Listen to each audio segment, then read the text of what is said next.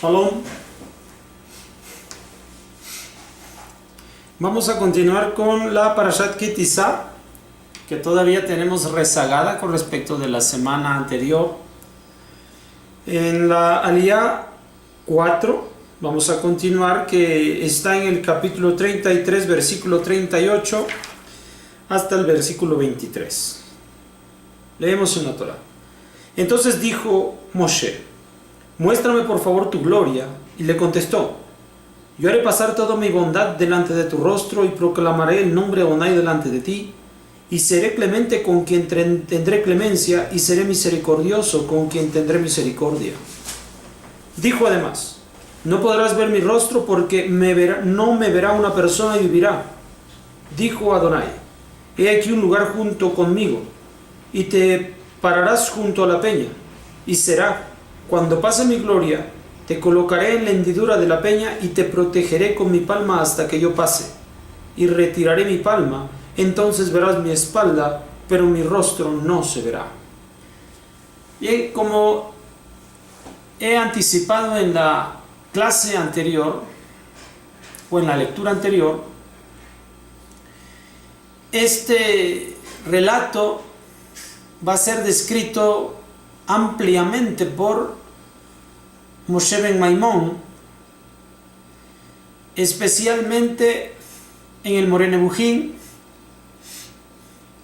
Por lo tanto, recomiendo mucho la lectura de ese tratado, para que podamos entender la fuerza con la cual Moshe está describiendo las respuestas que Hashem le está entregando a las peticiones que él ha hecho con respecto del perdón para el pueblo de Israel, de la ayuda que él ha solicitado para guiar al pueblo con eficiencia,